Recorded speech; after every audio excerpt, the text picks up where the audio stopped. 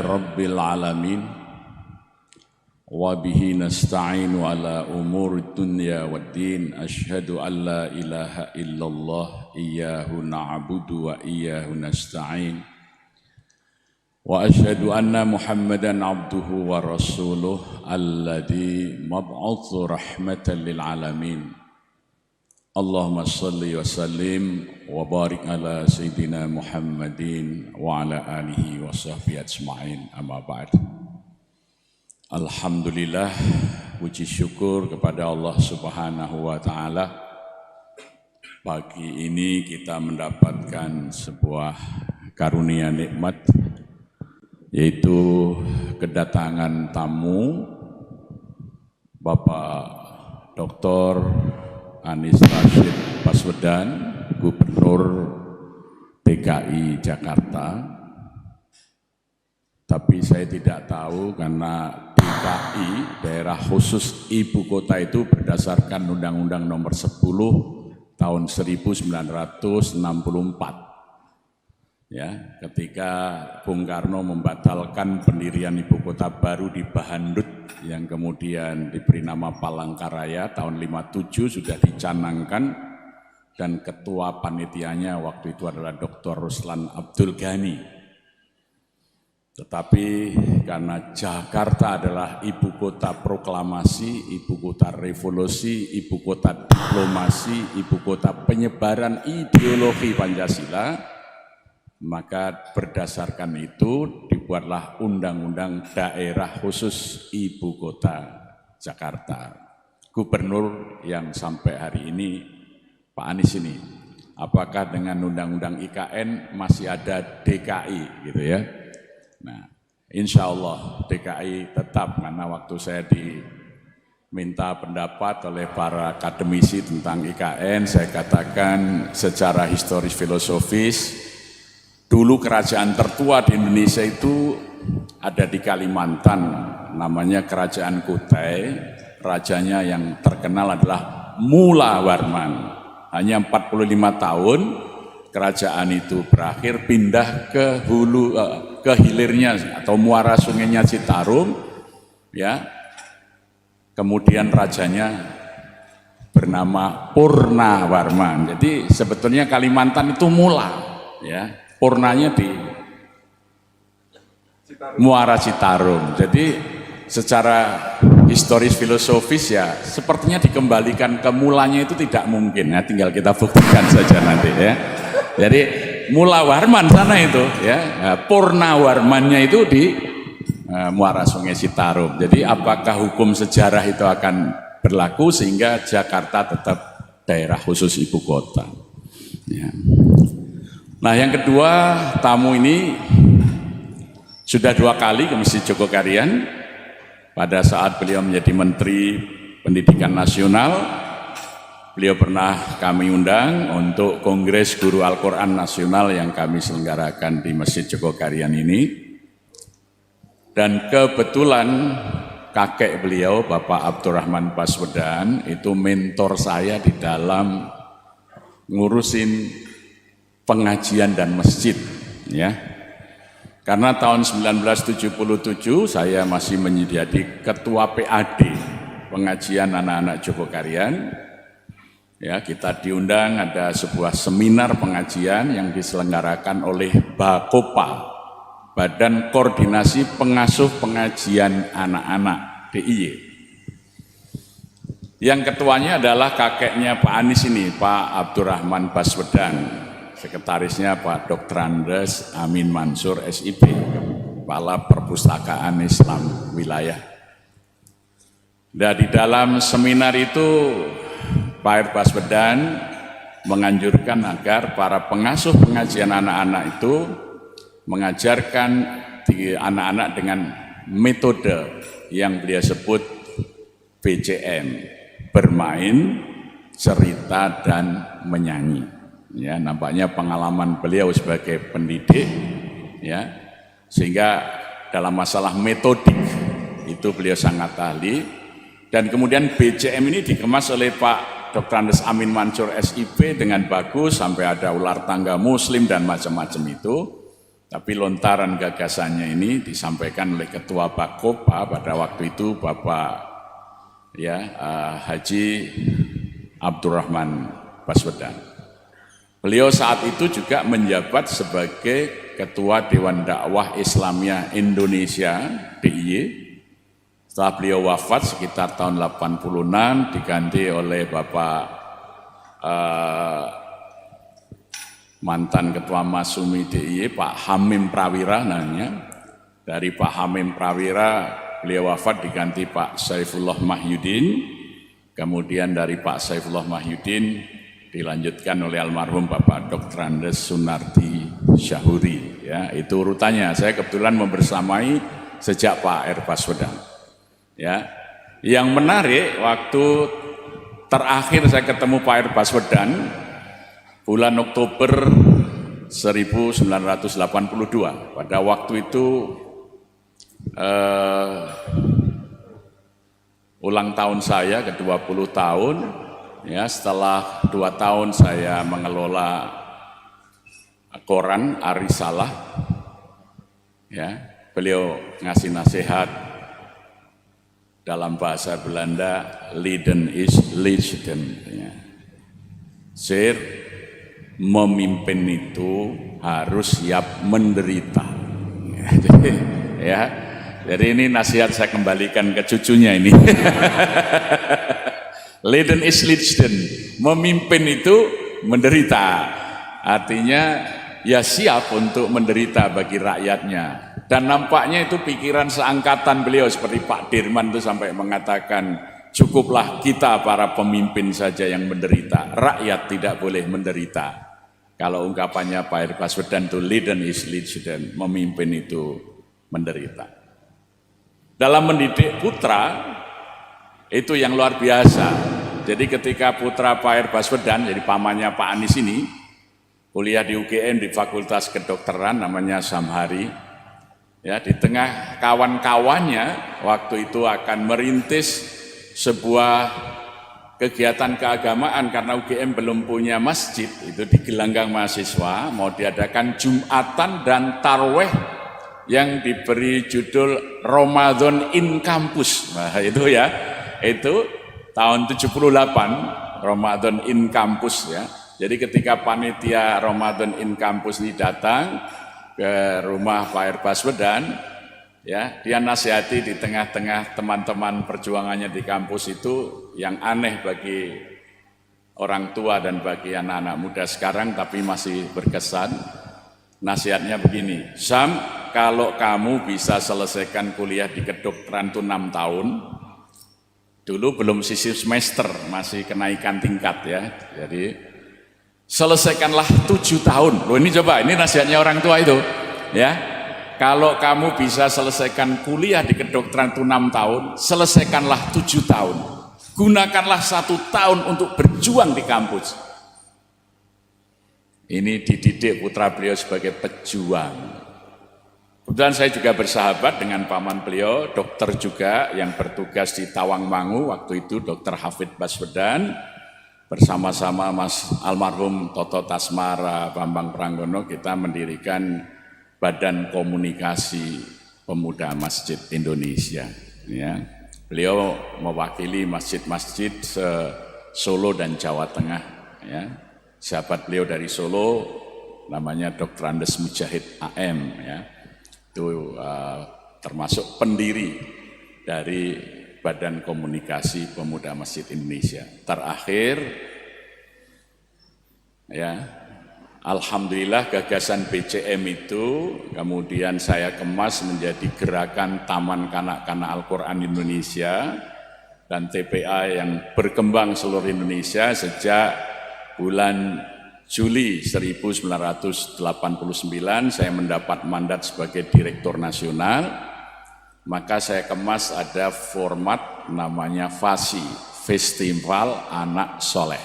Ya, terakhir kemarin digelar di Palembang, itu pertama saya adakan di Taman Mini Indonesia Indah. Saya minta kehadiran Ibu Tin Soeharto waktu itu untuk membuka Festival Anak Soleh Indonesia. Ya sebetulnya itu gagasannya dari apa yang dilontarkan Pak R. Baswedan BCM, ya, bermain, cerita, menyanyi. Jadi ketika orang, kenapa tidak diberi nama sekolah Al-Quran, tidak diberi nama sekolah Islam? Saya mengatakan, kalau TK Al-Quran sudah mesti Islam, itu yang pertama. Yang kedua, kenapa taman? Karena taman itu indah, rapi, ya, menyenangkan. Jadi orang ngaji, anak-anak ngaji harus senang. Itulah konsepnya Pak R. Baswedan dengan bermain, cerita, menyanyi. Jadi kalau ada teman-teman yang minta membuka festival Nak Soleh, saya ingatkan, itu saya yang pertama melaksanakan, tapi gagasannya dari Pak R. Baswedan, ya. Ya, alhamdulillah kita masih nyambung, dulu dengan kakeknya, sekarang dengan cucunya, alhamdulillah, ya. Pak R. Baswedan pidato sebagai anggota Dogori Jumbejo Sake, dia berbicara tentang keturunan Arab di Indonesia, dan kesimpulannya itu kemudian ditetapkan tanggal 9 Agustus 1945 dalam putusan PPKI bahwa keturunan Arab di Indonesia adalah suku bangsa asli Indonesia, ya. Itu ada keputusannya di tanggal 9 Agustus 1945. Nah, saya kira ini pengantar dan ucapan selamat datang. Saya ingin mau titipkan kembali pesan-pesan Pak R. Baswedan kepada cucunya. Mudah-mudahan beliau akan menjadi pemimpin bangsa yang bisa membawa bangsa ini menjadi kaya. Assalamualaikum warahmatullahi wabarakatuh.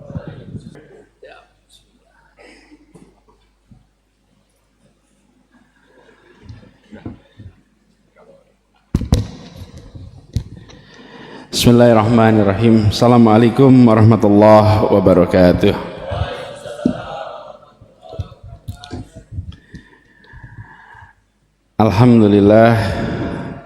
Alhamdulillahilladzi arsala rasulahu bil huda wa dinil haq liyudhhirahu ala dini kullihi wa kafa billahi syahidah. Asyhadu an la ilaha illallah wa asyhadu anna Muhammadan abduhu wa rasuluh la nabiyya ba'dah. Yang amat saya hormati, yang saya muliakan, Bapak Muhammad Jazir dan seluruh keluarga besar beliau, yang saya hormati Ketua Umum Masjid Jogokarian Ustadz Agus Abadianto, dan juga yang saya hormati, yang saya muliakan Ustadz Salim Alfilah, Imam sholat subuh kita Ustadz Wafi, dan para jamaah sholat subuh Masjid Jogokarian rahimakumullah. Pagi ini saya sungguh bersyukur sekali bisa bersujud di Masjid Jogokarian yang legendaris ini. Sebuah masjid yang menjadi contoh, yang menjadi rujukan bagi semua. Dan senang karena kembali ke Masjid Jogokarian sekaligus juga kembali merajut ikatan persaudaraan yang tersambungkan lintas generasi. Banyak yang tadi diceritakan oleh Pak Jazir adalah hal yang juga baru bagi saya, karena pada saat itu saya masih terlalu kecil untuk memahaminya. Jadi saya tadi mendengar ketika di kantor Pak Jazir cerita, Masya Allah ada banyak sekali catatan, dan ini menjadi hikmah bagi kita semua, bahwa apapun yang kita kerjakan hari ini bisa berdampak lintas waktu, dan mungkin anak-anak dan cucu-cucu kita di kemudian hari yang baru mendengar ceritanya. Saya tidak pernah membayangkan bahwa di rumah Taman Yuwono, Taman Yuwono itu rumah kami di Ndagen, Pak, Jalan Ndagen, Sosro Menduran. Itu ada sebuah perumahan milik keluarga Haji Bilal. Jadi keluarga Haji Bilal itu, Bapak Ibu sekalian, pas kemerdekaan dulu, ibu kota pindahnya dari Jakarta ke Jogja. Semua pejuang-pejuang itu pindah ke Jogja, tidak ada yang punya rumah, termasuk kakek kami nggak punya rumah. Haji Bilal menyiapkan rumah lebih dari 40 rumah, 20 di Taman Juwono, terus 20 lagi di belakangnya Malioboro Mall itu, dan ada beberapa tempat lainnya. Semua silahkan pakai tempatnya, dan disilahkan pakai sampai waktu yang beginilah kira-kiranya. Tidak ada yang namanya hitung-hitungan, silahkan pakai, gantian pakainya. Nah, termasuk kakek kami yang hijrah ke sini. Itu Pak Jazir, almarhum Allahyarham Pak AR itu berangkat bersama Agus Salim dan lain-lain ke Timur Tengah untuk mengikhtiarkan pengakuan bagi Republik. Berangkatlah, meninggalkan istri dan 8 anak di Jogja, berangkat ke Timur Tengah. Perjalanan itu beberapa bulan untuk ke sana, sampai ke Kairo, dan alhamdulillah di Kairo lewat perjuangan diplomasi yang panjang keluarlah pengakuan de jure dan de facto bagi Indonesia. Itu adalah pengakuan pertama. Ada negara yang mau mengakui Indonesia. Yang mengakui pertama adalah Mesir waktu itu. Jadi kakek pulang ke Jogja membawa surat itu. Perjalanannya panjang, mampir ke India, mampir macam-macam, pulang sendirian. Dan untuk membawa masuk surat pengakuan itu yang ditandatangani oleh Perdana Menteri Mesir itu, dimasukkan ke dalam kaos kaki, di dalam sepatunya. Ketika di pemeriksaan di Kemayoran lolos, surat itu ada dalam kaos kaki, karena kaos kakinya nggak diperiksa, yang lainnya diperiksa. Masuk sampai ke Jakarta, sampai akhirnya singkat cerita sampai ke Jogja, sampai serahkan ke Bung Karno di Gedung Agung. Pulang, istrinya melahirkan anak yang ke-9, diberi nama Lukiana. Kenapa? Laki Ana. Beruntung saya, karena bisa sampai lagi ke sini. Anak sebelumnya yang nomor 8 diberi nama Imlati. Imlati itu artinya Indonesia merdeka lekas akan tercapai insya Allah. Lahirnya 1 Juni 1945. Jadi lahir 1 Juni, beliau masih di BPUPKI, itu semua orang sudah merasakan insya Allah Indonesia merdeka. Bulan Juni itu, Agustus kita merdeka, tapi belum tahu bakal merdeka apa tidak. Lalu anaknya lahir yang ke-8 dikasih nama Imlati. Banyak yang tidak tahu itu kepanjangan. Indonesia merdeka lekas akan tercapai insya Allah. Yang nomor 9 dikasih nama Lukiana karena laki anak, Lukiana. Istrinya kena malaria, wafat dengan 9 anak di Jogja.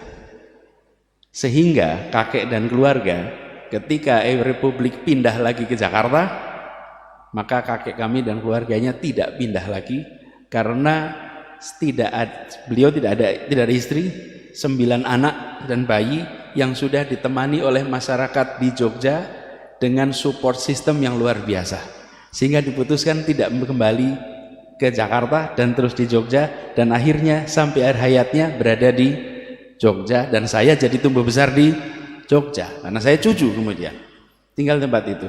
Nah, kisah perjuangan kemudian banyak sekali. Saya merasa bersyukur sekali karena Pak Jazir ini memiliki memori atas peristiwa-peristiwa penting yang tersembunyi, yang seringkali terlewatkan di dalam catatan sejarah kita. Jadi Pak Jazir harus banyak bercerita dan direkam ceritanya, karena beliau pelaku, beliau membaca, beliau merangkaikan.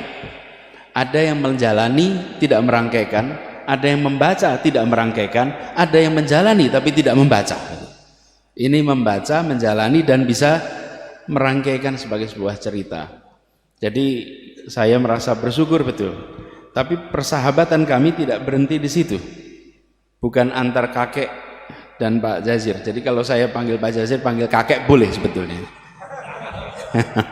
Karena ini sahabat kakek saya gitu kan. paman gitu. Kenapa? Karena berkelanjutan. Saya saya di Jakarta, kemudian mencoba membangun gerakan Indonesia Mengajar bersama dengan seorang anak muda yang sangat cerdas, alim, cerdas, wawasannya luas, bacaannya panjang, namanya Sofwan, putra dari Pak Jazir. Jadi persahabatan itu menurun, dan ketika ketemu tidak tahu bahwa orang tua kita itu bersahabat, menurun. Kemudian Sofwan ini mahasiswa yang menjadi anggota di kampus itu Majelis Wali Amanah, mahasiswa yang menjadi anggota Majelis Wali Amanah di Universitas Indonesia di Jakarta. Saat ini beliau sedang berada di Washington DC. Nah, apa yang saya lihat, seorang pejuang, seorang pendidik yang dalam keluarganya memancarkan semua nilai yang diperjuangkan ke publik, tercermin di dalam keseharian di keluarganya lewat interaksi saya dengan Mas Sofwan. Karena itu saya bersyukur sekali silaturahmi ini bisa tersambungkan terus. Insya Allah ini banyak hikmahnya, dan kita doakan agar Pak Jazir ini diberikan kesehatan terus, dipanjangkan umurnya, dan terus bisa menjadi pilar penjaga kekuatan, lokomotif pendorong kemajuan bagi umat. Kita tahu persis, Al-Quran menyatakan bahwa kita kuntum khairun ummatin ukhrijatil linnas ta'muruna bil ma'ruf wa tanhauna 'anil munkar wa tu'minuna billah. Kita ini adalah umat yang terbaik. Tapi umat yang terbaik ini adalah bukan status. Umat yang terbaik itu adalah yang harus diperjuangkan. Diperjuangkan, kehormatan, tanggung jawab yang harus diperjuangkan. Dan saya menyaksikan, rasa-rasa umat Islam di Indonesia menyaksikan Masjid Joko Karyan ini menjadi contoh bagaimana ketika diberikan amanah menjadi yang terbaik, itu diwujudkan di dalam manajemen keseharian. Yang terbaiknya itu bukan status, yang terbaiknya itu bukan statement, yang terbaiknya itu adalah keseharian, kebiasaan, yang kalau dalam bahasa rumitnya itu namanya budaya. Budaya itu adalah kebiasaan. Masjid Joko Karyan memiliki itu, dan ini tempat masjid-masjid dari seluruh Indonesia belajar. Saya merasa sangat bersyukur subuh ini bisa bersujud di tempat ini bersama dengan para jamaah semuanya. Insya Allah apa yang dikerjakan di Masjid Joko Karyan ini terus jadi inspirasi bagi semua, termasuk bagi kami yang di Jakarta. Di Jakarta tantangannya tidak sedikit, tapi alhamdulillah Allah selalu bukakan pintu-pintu penyelesaian yang tak terduga. Saya masih bertugas di Jakarta sampai bulan Oktober, karena tanda-tandanya tidak ada perpanjangan.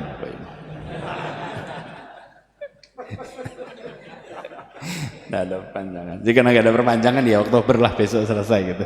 Jadi 6 bulan lagi selesai. Makanya kami menuntaskan semua janji satu-satu, insya Allah diselesaikan, dan kita berharap, kami didoakan agar semua yang kita kerjakan di Jakarta ini bisa menjadi manfaat bagi seluruh warga di Indonesia. Dan tadi pesan dari Pak Jazir insya Allah saya pegang, karena beliau meneruskan pesan, dan pesan yang sama kami terima Pak Jazir terkait dengan jumlah tahun kuliah. Jadi kalau ditanya SKS-nya ambil berapa? Alhamdulillah ambil 24 SKS per semester. 24 per semester. 18 di dalam kelas, 6 di luar kelas. Jadi yang 18 itu yang tercatat di kantor akademik, yang 6 SKS itu tidak tercatat. Konsekuensinya lulusnya lebih lama, lebih lama. Tapi kita ini termasuk yang menjalankan prinsip kuliah itu bukan soal cepat atau lambat, tapi miskin atau kaya pengalaman. Tapi juga jangan terlalu lama karena jadi semata-mata abadi gitu. Dulu ada istilah mahasiswa abadi ya. Cepat, bukan cepat atau lambat, tapi kaya dengan pengalaman. Bapak Ibu sekalian yang saya hormati, izinkan juga dalam kesempatan ini kami menyampaikan terima kasih, apresiasi pada Ustadz Salim Al-Filah yang saya berkali-kali berharap bisa kedatangan beliau untuk bicara di tempat kami. Akhirnya malah kesempatannya mendengarkan langsung di sini gitu. Karena beliau jadwalnya padat, kami ingin sekali nanti suatu saat bisa bersama-sama, karena bukunya Ustadz Salim ini tentang Diponegoro itu sebuah inspirasi yang luar biasa. Kalau kita lihat Diponegoro ini adalah salah satu pejuang yang kalau boleh kita runtut Indonesia merdeka itu mungkin awalnya adalah Pangeran Diponegoro. Secara singkatnya begitu. Karena Pangeran Diponegoro melakukan perlawanan gerakan, karena sebelumnya belum ada perlawanan seperti gerakan Pangeran Diponegoro. Belanda mengalami kebobolan pembiayaan yang luar biasa. Ongkos menghadapi perang itu luar biasa. Perangnya hanya 5 tahun. Bahkan ada yang bilang itu 5 menit, Pak. 1825 sampai 1830. 5 menit perangnya. Perangnya 5 tahun. Tapi ongkosnya buat Belanda luar biasa. Akibat itu muncul tanam paksa. Akibat tanam paksa muncul politik etis. Akibat politik etis muncul orang-orang Indonesia yang terdidik. Orang-orang Indonesia terdidik ini kemudian meraih kemerdekaan. Jadi kalau diruat tuntutannya, Ibnu Khaldun, seorang sejarawan, itu yang pertama kali mengajarkan kepada kita pendekatan namanya path dependence, jejaring ketergantungan dalam sebuah perjalanan sejarah. Peristiwa satu melibatkan peristiwa berikutnya, peristiwa berikutnya, peristiwa berikutnya. Jadi kalau diruntut, kenapa Soekarno dan kawan-kawan terdidik? Karena politik etis. Kenapa ada politik etis? Karena ada tanam paksa. Kenapa ada tanam paksa? Karena Belanda bangkrut akibat perang Diponegoro. Jadi perang Diponegoro menjadi awalan yang luar biasa. Dan cerita ini menurut saya penting. Jadi Ustadz Salim, kita di Indonesia ini punya banyak foto, tapi di rumah saya hanya satu lukisan yang saya pasang, lukisan Pangeran Diponegoro. Karena beliau yang dari Jogja ini menjadi penggerak inspirasi yang kita merasakan dampaknya sampai sekarang. Mudah-mudahan makin banyak yang nanti membaca, memahami, dan insya Allah bisa meneruskan perjuangan lintas waktu sampai dengan sekarang ini. Saya akhiri persambutan ini dengan sekali lagi mengucapkan terima kasih atas kehangatan sambutan, atas silaturahmi. Insya Allah ini bukan silaturahmi yang terakhir. Insya Allah kita diberikan umur panjang, bisa jumpa kembali di waktu yang akan datang, dan insya Allah puasa kita diterima, ibadah kita di bulan suci Ramadan ini dilipat gandakan pahalanya, dan kita berhasil meraih derajat mutakin. Billahi taufiq wa hidayah. Assalamualaikum warahmatullahi wabarakatuh.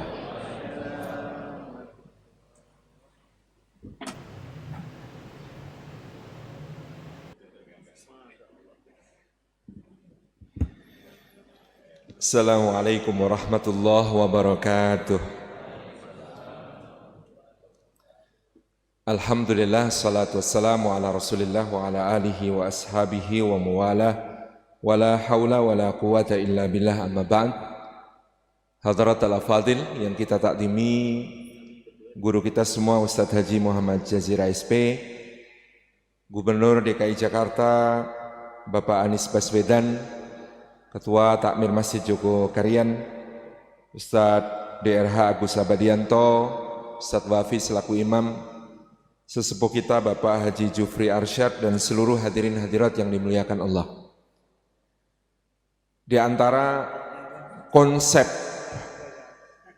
bagaimana Islam kemudian menyebar ke seluruh penjuru dunia itu diajukan oleh Dr. Ali Muhammad Ash-Shalabi dengan nama konsep futuhat, dan peristiwa-peristiwanya ditandai di dalam Al-Quran dengan kata fat yang muncul di beberapa surat dan ayat.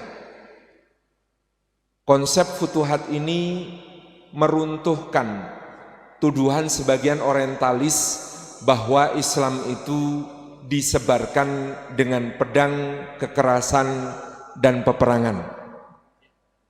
Yang pertama, ketika Allah mengatakan inna fatahna laka fatham mubina, sesungguhnya kami telah membukakan untukmu wahai Muhammad kemenangan yang gilang gemilang. Maka ayat ini disepakati oleh para ahlul Quran turun bukan berkenaan dengan peperangan, tetapi justru dengan perdamaian, yaitu perjanjian Hudaybiyah. Ini yang pertama. Yang kedua, kalau tadi surah Al-Fat ayat pertama, pada surah Al-Fat ayat yang ke-28 Allah mengatakan fa'alima ma lam ta'lamu faja'ala min duni dzalika fathan qariba. Maka Allah mengetahui apa yang tidak kalian ketahui dan Dia jadikan setelah itu kemenangan yang dekat. Ini juga bukan tentang peperangan tetapi sebuah syiar ibadah, yaitu umrah qadha, umrah pengganti dari umrah yang batal dilaksanakan karena ditahan atau dilarang oleh orang-orang Quraisy dalam peristiwa Hudaybiyah, terjadi pada tahun ke-7. Untuk menghitung bagaimana Allah melipat gandakan orang-orang beriman pada saat perjanjian Hudaybiyah yang menyertai Rasulullah SAW 1.500 orang. Pada saat umrah qadha tahun ke-7, setahun kemudian, yang menyertai Rasulullah 3.000 orang. 1.500 yang menyertai di tahun ke-6 adalah buah dakwah selama 13 tahun di Mekah ditambah 6 tahun di Madinah. 19 tahun 1.500 orang. Setahun kemudian berlipat ganda menjadi 3.000 orang. Pada tahun ke-8 Hijriah, Rasulullah memimpin Fathu Makkah. Maka Fathu Makkah Rasulullah disertai oleh 10.000 orang. Pada tahun ke-9 Hijriah, Rasulullah SAW berangkat ke perang Tabuk. Beliau disertai oleh 30.000 orang. Dan pada tahun ke-10 Hijriah, beliau melaksanakan Haji Wada, di mana kemudian dari tahun ke-8 sampai tahun ke-10 ini ayatnya adalah idza jaa nasrullahi wal fath wa ra'aitan nasa yadkhuluna fi dinillahi afwaja. Apabila datang pertolongan Allah dan kemenangan, kamu lihat manusia berbondong-bondong memasuki agama Allah. Maka yang menyertai Haji Wada 120.000 orang. 1.500 di tahun ke-6, 3.000 di tahun ke-7, 10.000 di tahun ke-8, 30.000 di tahun ke-9, 120.000 di tahun ke-10. Dan semuanya yang tahun ke-6 adalah peristiwa perdamaian, bukan peperangan. Tahun ke-7 adalah syiar ibadah berupa umrah. Tahun ke-8 adalah Fathu Makkah, pembebasan Mekah, yang nyaris tidak ada pertumpahan darah. Tahun ke-9 adalah perang Tabuk, yang memang namanya perang tapi juga tidak terjadi pertumpahan darah. Tahun ke-10 Haji Wada, syiar ibadah lagi. Dan Indonesia kita tercinta adalah salah satu wujud dari konsep futuhat, di mana tepat 1 abad sebelum penjajah, imperialis, dan kolonialis datang mencapai kepulauan kita, Islam mengalami masifikasi dakwah di tangan tokoh-tokoh yang kita sebut sebagai Wali Songo. tepat 1 abad sebelum kedatangan para penjajah, mereka dengan inisiatif luar biasa datang membawa cahaya Islam. Maulana Malik Ibrahim dari Kasan, daerah yang sekarang menjadi bagian dari negara Azerbaijan. Maulana Ahmad Rahmatullah, ayahnya dinisbatkan kepada As-Samarkandi, berasal dari Samarkand, Uzbekistan. Maulana Usman Haji Al-Maqdisi bersama putranya Zafar Sadiq dari Palestina. Maulana Maghribi dari Maroko. Semuanya datang membawa cahaya itu, cahaya Islam. Dan proses beralihnya penduduk, waktu itu sebuah kerajaan Hindu-Buddha yang jaya bernama Majapahit, menjadi Muslim, berbondong-bondong memasuki Islam, terjadi dalam jangka waktu kurang dari 50 tahun. Dan inilah yang diabadikan para founding fathers kita, para bapak bangsa, di dalam preambul pembukaan undang-undang dasar kita, konstitusi kita, dengan kalimat yang sangat indah, atas berkat rahmat Allah yang maha kuasa, dan dengan didorongkan oleh keinginan luhur, supaya berkehidupan kebangsaan yang bebas, maka rakyat Indonesia menyatakan dengan ini kemerdekaannya.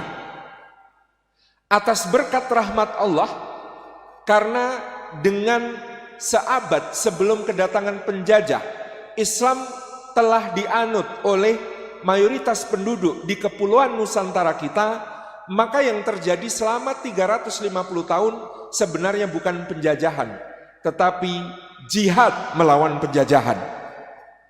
Penjajahan itu kita bisa bandingkan dengan apa yang terjadi di benua Amerika.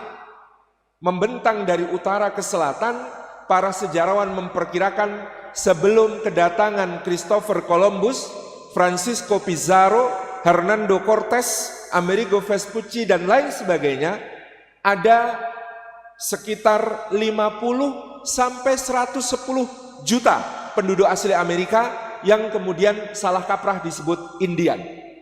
Pada abad ke-16 ada kurang lebih 50 sampai 110 juta orang penduduk asli Amerika. Di mana mereka?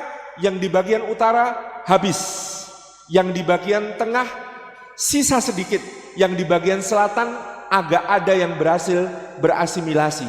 Tetapi bahasanya hilang, kebudayaannya hilang.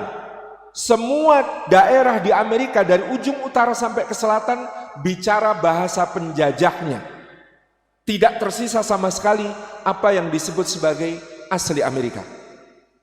Di tetangga kita ada benua namanya Australia sebelum kedatangan Kapten James Cook, Admiral Flinders dan lain sebagainya, maka diperkirakan antara 8 sampai 20 juta aborigin ada di sana. Berapa sisanya sekarang? 50.000 orang, itu pun dikonservasi. Itulah ganasnya penjajahan barat ketika kemudian mereka tidak berhadapan dengan apa yang disebut sebagai jihad fisabilillah. Maka atas berkat rahmat Allah yang terjadi di Indonesia selama kurun 350 tahun atau 3,5 abad itu bukan penjajahan semata-mata, melainkan sebuah jihad. Jadi kita bukan 350 tahun dijajah, tetapi 3,5 abad berjihad melawan penjajahan. Dan menarik sekali karena jihad yang awal-awal dikobarkan oleh bangsa Nusantara ini melawan imperialis asing, selain faktanya bahwa dia digerakkan oleh dinul Islam, nama-nama para pemimpinnya, ada Raden Fattah dari Demak yang kemudian menyadari bahaya di Malaka ketika Portugis datang. Maka dia menugaskan, ada yang menyebut putra, ada yang menyebut menantu dalam sumber sejarah, namanya Fathi Yunus, untuk memimpin armada. Dan menarik, armada ini gabungan, tidak hanya dari Demak. Jepara bergabung, Gresik bergabung, Tuban bergabung, Bugis bergabung, Banten bergabung, Cirebon bergabung, kemudian Palembang bergabung, Jambi bergabung, Aceh bergabung, melintasi batas-batas wilayah kesultanan yang ada, yang itu berarti Islamlah yang menyatukannya. Namanya Fathi Yunus. Dia boleh jadi disebut gagal, tetapi dia telah memulai sebuah sunnah hasanah untuk berjihad melawan penjajahan. Maka seorang yang bernama Fatahillah 15 tahun setelah kegagalan pertama Pati Unus atau Fath Yunus ini memimpin armada gabungan Demak, Banten dan Cirebon untuk mempertahankan sebuah pelabuhan bernama Sunda Kelapa yang waktu itu sudah diplot untuk menjadi pangkalan Portugis di Jawa, dan perang besar yang kemudian berpuncak pada 22 Juni 1527 itu berakhir dengan kemenangan gilang gemilang kaum muslimin Nusantara yang diperingati dengan nama Fatham Mubina, dan kemudian diberilah nama kota itu dengan terjemahannya yaitu Jayakarta. Penyebutan kemudian menjadi Jakarta yang dipimpin oleh Pak Anies Baswedan hari ini. Sebuah futuhat dilanjutkan oleh futuhat yang lain, bahwa cahaya Islam yang dibawa oleh para ulama dari berbagai penjuru tiba di Nusantara kita, membangkitkan jihad melawan penjajahan yang dikenang oleh para founding fathers kita dengan nama atas berkat rahmat Allah yang maha kuasa itu. Dan Jayakarta adalah simbol dari futuhat di Nusantara kita, bukan hanya memenangkan hati rakyat Nusantara untuk menerima Islam, tetapi juga memenangkan sebuah jihad sejati melawan kekuatan asing yang akan datang untuk mengokohkan kakinya, mencengkramkan kukunya, dan menghisap kekayaan dari Nusantara. Atas berkat rahmat Allah, dengan futuhat yang berkah itu menjadi jihad yang bergelombang tiada henti, bumi Nusantara kita subur oleh darah para syuhada. Maka berkat rahmat Allah yang berikutnya, negara kita ini unik. Negara-negara yang dijajah oleh Barat, dahulunya sebuah kerajaan besar, ketika penjajahnya pergi, maka negara itu terpecah menjadi lebih kecil-kecil. Turki Utsmani kalah Perang Dunia Pertama, maka wilayahnya di Timur Tengah dibagi-bagi oleh pemenang perang. Misalnya Tunisia dan Aljazair diambil Prancis, Libya diambil Italia, Mesir, Jordan dan Palestina diambil Inggris, Suriah dan Lebanon diambil Prancis, dan seterusnya. Dan kita bisa melihat batas-batasnya di peta garis lurus, karena yang bagi-bagi penjajah. Tak garis, kamu dapat yang sana, aku dapat yang sini. Tapi Indonesia ini atas berkat rahmat Allah yang maha kuasa, begitu proklamasi digaungkan, lebih dari 70 kesultanan, kepemimpinan daerah, para penguasa di berbagai pelosok Nusantara kita bersepakat untuk menjadi sebuah negara Indonesia yang sangat besar, lebih besar daripada kesultanan-kesultanan, kepemimpinan-kepemimpinan yang pernah ada. Futuhat sekali lagi karena kita dipersatukan oleh Islam, oleh rahmatnya Allah Subhanahu wa ta'ala yang datang dari para ulama, yang disirami dan disuburkan oleh darah para syuhada, menjadi negeri kita Indonesia yang kita cintai. Jangan lelah mencintai Indonesia, dan tentu Jayakarta, simbol dari futuhat yang diajarkan Rasulullah untuk membawa Islam dengan begitu indah, patut untuk menjadi sebuah simbol bagi kita semua melanjutkan berjuang bagi negeri kita tercinta. Terima kasih. Assalamualaikum warahmatullahi wabarakatuh.